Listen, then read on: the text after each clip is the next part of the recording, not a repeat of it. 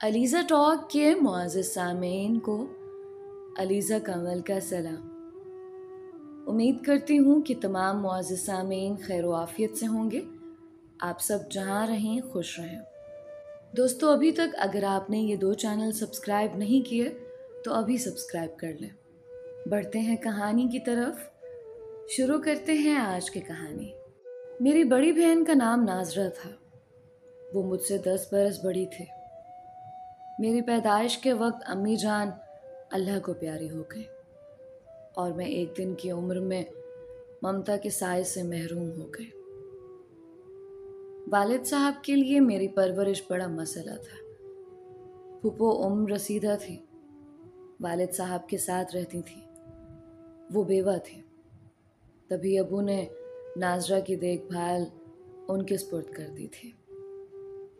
लेकिन मुझे 2 दिन की नौज़ायदा बच्ची की देखभाल उनके बस की बात न थी। वालिद ने मुझे खाला जान के सुपुर्द कर दिया। बस खाला के घर परवरिश पाने लगी। जब 15 बरस की हुई तो खाला जान बीमार पड़ गई। जब उन्होंने अबू को बुलवा कर कहा कि सुलेमान भाई, मेरी ज़िंदगी का कोई भरोसा नहीं, बेहतर है आप अपनी बच्ची को ले जाएं। अबू मुझे घर ले आए। उस वक्त बड़ी बहन नाजरा 25 बरस की हो चुकी थी। फूफो अब भी साथ रहती थी, लेकिन वो ज़्यादा सोशल ना थी। बाजी नाजरा का रिश्ता ना हो सका था और इस बारे में वालिद साहब बहुत फिक्रमंद थे। जब मैं अब्बू के घर आई, दिल में बड़े अरमान थे कि बाजी से मिलूंगी, मुझे देखकर बाजी खुश होंगी और हम साथ रहेंगे। वक्त खूबसूरत हो जाएगा। यहाँ मामला इसके बरक्स निकला। बाजी ने मुझे खुशदिली से कबूल ना किया। चाहिए तो ये था कि वो मेरा वालिहाना इस्तकबाल करती कि हम बहनें मुद्दत बाद मिली थी, लेकिन उन्होंने बदसलूकी शुरू कर दी। हैरान थी कि ये कैसे सगी बहन है। शायद कि मैं उनको कांटे की तरह खटकने लगी। वो अकेले रहने की आदी हो चुकी थी। अब अपनी राजधानी में किसी की शिराकत गवारा न करती थी। नतीजा ये हुआ कि मैं भी बाजी से बदजन हो गई। अबू हम दोनों से एक सा प्यार करते, तब बाजी जल जाती। वो हमारे लिए एक से कपड़े और चीजें लाते। मेरी बहन इन चीजों को जो मेरे लिए होती छुपा देती या खराब कर डालती। मैं रोती तो फूफी चुप कराती और समझाती कि सब्र करो और वालिद से शिकायत ना करो, वो दुखी हो जाएंगे। मेरे दिल में अपनी बहन के लिए जगह पैदा ना हो सकी और मैं उनसे दूर दूर रहने लगी। वो बुलाती भी तो जवाब न देती थी, क्योंकि मुझे उन पर एतबार न रहा था कि जाने कब क्या रवैया इख्तियार कर लें। मैं खाला के घर खुश रहा करती थी। उनकी बेटियां ख्याल करती, बहन जैसा प्यार देती, और सगी बहन का ये हाल कि मुझको देखते ही तेवरी चढ़ा लेती। हकारत का इजहार यूं करती कि जहां मैं बैठ जाती ये वहां से उठ जाते या फिर मुंह फेर कर बराबर से निकल जाते। ऐसे नफरत भरे माहौल में जीना दो भर हो गया। खाला के घर को याद करके रोती, जहां अपनायत और मोहब्बत थी। तन्हाई का जरा भर एहसास नहीं था। वो घर मेरा ना था, फिर भी मेरा था। और ये जो मेरे वालिद का घर था, वो बाजी का था। हरदम ये एहसास दिलाती थी कि ये घर मेरा है। जाने तुम कहाँ से आ गई हो मेरा दिल जलाने को। उनके मुंह से निकले अल्फाज तीर की तरह लगते थे। आंखों से आंसू बहने लगते। सोचती आज तो जरूर अब्बू से शिकायत करूंगी, मगर फूफो हर बार आड़े आ जाती कि बेटी सब्र करो, सब्र का बड़ा अजर है। ये सुन सुनकर तो अब तो उनकी बातों पर गुस्सा आने लगा था। मसला असल ये था कि मैं खूबसूरत थी और बाजी नाजरा मामूली सूरत की थी। मेरी नौखेज उम्र थी, लिहाजा जो मुझे देखता बेख्तियार शक्लो सूरत की तारीफ करता। इस पर बाजी का जी जलता था, हसद महसूस करती थी। 5 साल ऐसे ही घुट घुट कर गुजारते। अब बाजी की उम्र ढलने लगी थी, अभी तक रिश्ता ना हुआ था। रिश्ता देखने जो आते उनकी बजाय मुझे पसंद कर लेते। अब वो कहते कि नहीं, पहले बड़ी की शादी करूंगा, बाद में छोटी की होगी। इस जवाब पर रिश्ते वापस हो जाते। एक रोज खाला मेरे लिए अपने देवर के बेटे सुल्तान का रिश्ता लेकर आई। वालिद ने उनको भी वही जवाब दिया। खाला ने कहा, देखो भाई, मेरा फायजा पर बहुत हक है। ये 2 दिन की थी जब गोद लिया था और 15 बरस पाला है।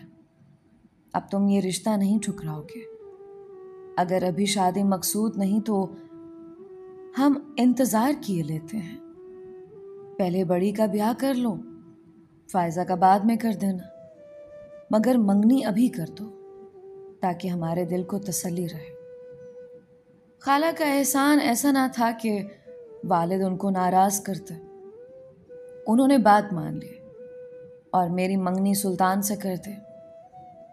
मंगनी के बाद हमारे सूने घर में बहार आ गई। खाला और उनकी बेटियां आए दिन हमसे मिलने को आने लगे। कभी कभी उनके साथ सुल्तान भी आते। सुल्तान को मैं अच्छी लगती थी। बहाने से आते, बातें करने लगते। मेरी खाला जात भी साथ होती, रौनक हो जाती। रफ्ता रफ्ता मैं भी सुल्तान से मानूस हो गई। उनका इंतज़ार करते, हफ्ता भर ना आते तो शिकवा करते। और खालाजाद बहन रबिया को पैगाम देती कि सुल्तान से कहो हमारा जी उदास है। सुल्तान हफ्ते में एक बार आने लगे। हम बातचीत करते। ये बात बाजी को बुरी लगती। सुल्तान को देखकर उनके चेहरे का रंग बदल जाता।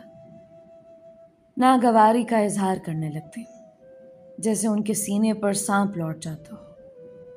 रफ्ता रफ्ता नाजरा बाजी ने मेरा जीना हराम कर दिया।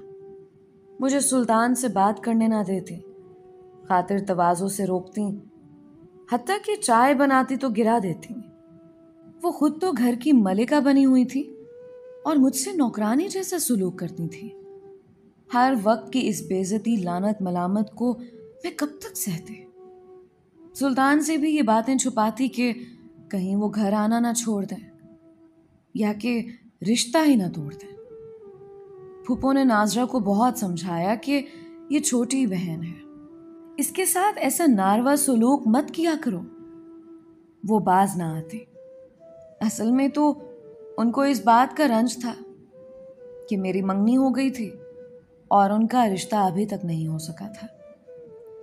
मेरी और सुल्तान की मोहब्बत को भी वो अच्छी निगाह से ना देखती थी। हमारी मोहब्बत उनको बुरी तरह खटकती थी क्योंकि मेरी खुशी उनसे बर्दाश्त नहीं हो पा रही थी और उनकी हसद भरी तबीयत का मेरे पास कोई इलाज नहीं था। अब वो मुझको मजबूर करने लगी कि तुम सुल्तान के सामने ना जाया करो। अगर वो मेहमान बनकर आ जाता है तो मैं बड़ी बहन हूं, मैं उससे बात करूंगी, चाय वगैरह मैं ही दिया करूंगी। तुमको अपने मंगेतर से पर्दा करना होगा, उसके सामने नहीं जाना होगा। यही हमारे खानदान की रिवायत है। इस रिवायत का पास ना करोगी तो अब्बा से कहकर तुम्हारा ये रिश्ता खत्म करवा दूंगी। मैंने उसको घर आने से मना कर दिया, लेकिन ये ना बताया कि अपनी बड़ी बहन की खातिर ऐसा करने पर मजबूर हूं। मैंने बाजी की ये रोक टोक मानने से इनकार कर दिया तो उन्होंने अपनी अना का मसला बना लिया और यूं ये झगड़ा तूल पकड़ता गया। थक हार कर मैंने सुल्तान से बातचीत छोड़ दी। सुल्तान को ये गलत फहमी हो गई कि मैं उसे बेजार हो गई हूँ और शादी नहीं करना चाहती। शायद कि मेरा ख्याल तब्दील हो गया है। उसने अपने घर वालों से भी कह दिया कि फायजा मुझसे बदजन हो गई है और शादी नहीं करना चाहते क्योंकि उसका मोहब्बत भरा रवैया बदल गया है और घर आने से भी मना कर दिया है।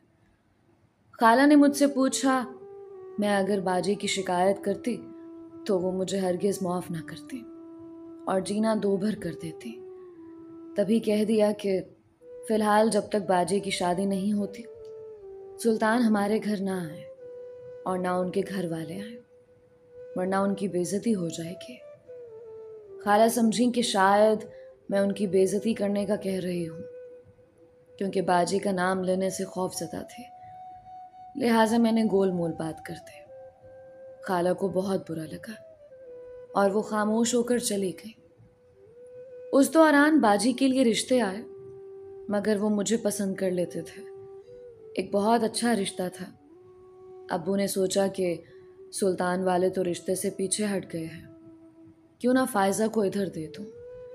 ये दरमियान से हटेगी तो बड़ी का मौका बनेगा।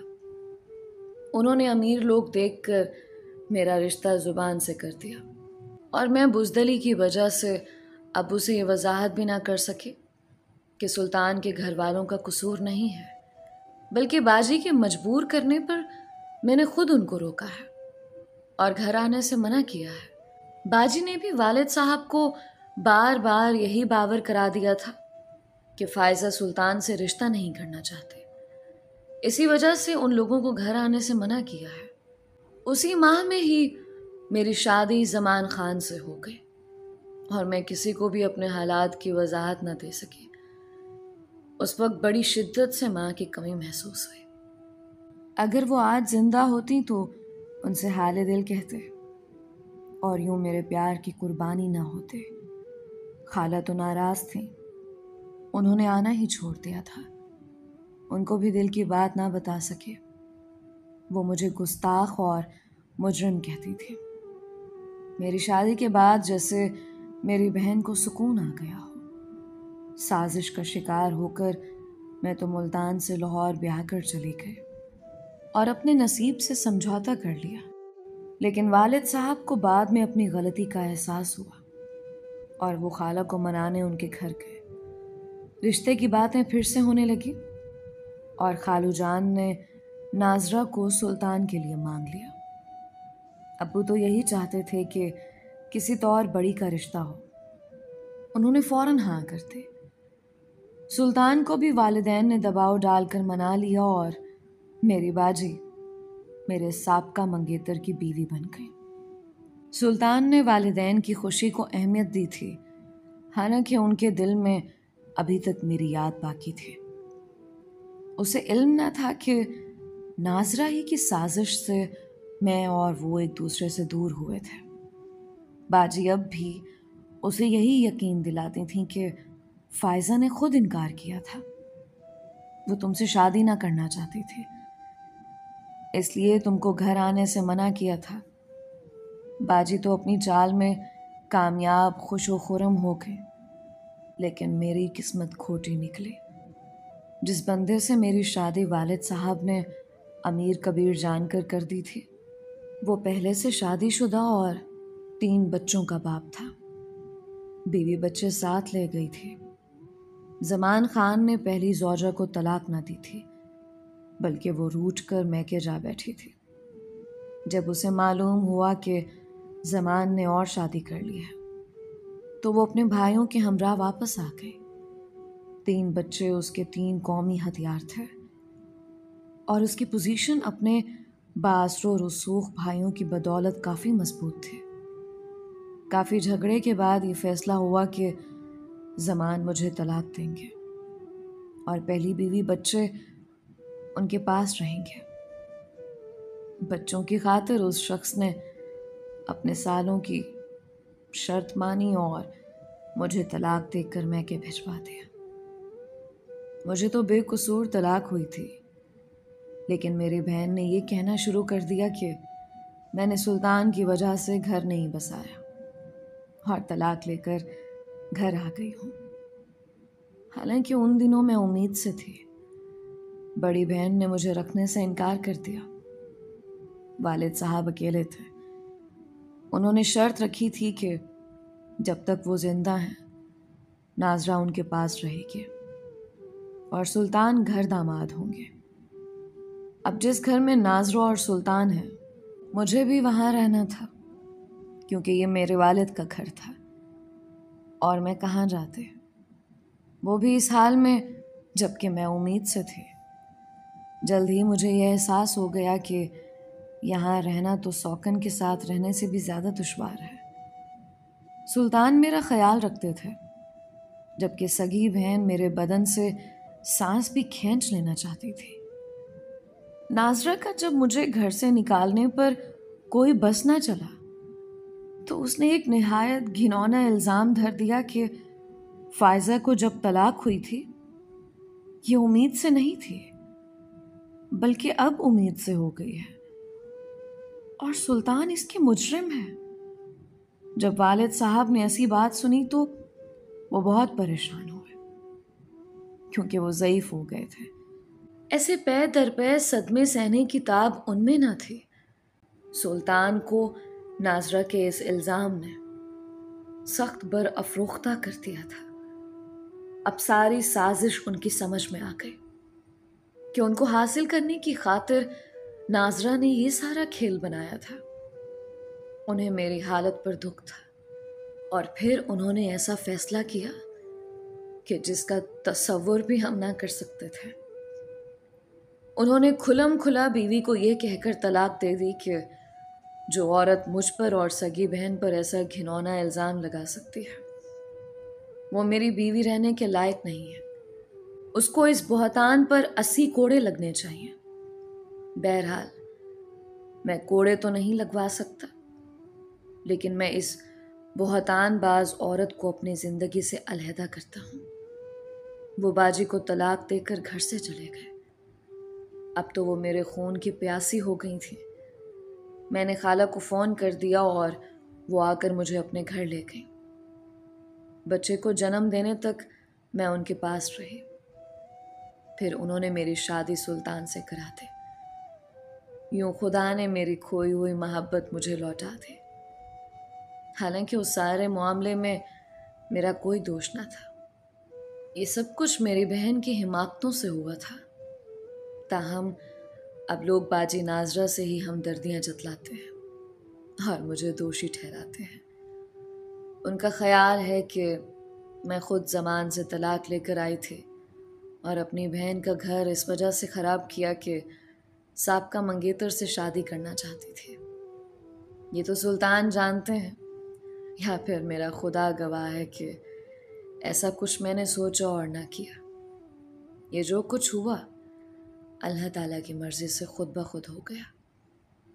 लेकिन वालिद भी मुझसे खफा है और बहन भी। मेरा ज़मीर मुतमईन है कि मैंने कोई बुराई और गलती नहीं की। आज मैं सुल्तान के साथ खुशो खुरम ज़िंदगी गुजार रही हूँ। मेरे 4 बच्चे हैं और पहला बच्चा जो ज़मान खान की औलाद है, उसे भी सुल्तान ने अपनी औलाद जैसा ही प्यार दिया है।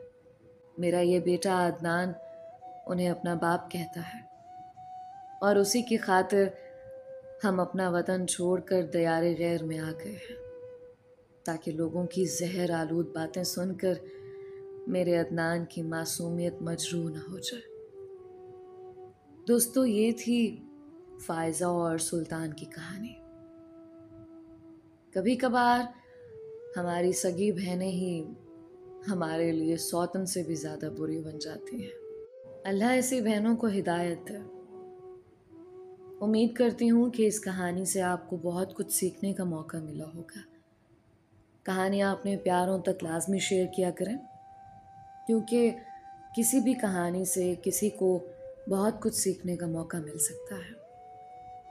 अपनी राय का इजहार कमेंट्स में ज़रूर किया करें। आप सबके प्यार और सपोर्ट का बेहद शुक्रिया। आप मेरी कहानियाँ कहाँ से सुनते हैं, अपना नाम और अपने शहर का नाम ज़रूर बताया करें।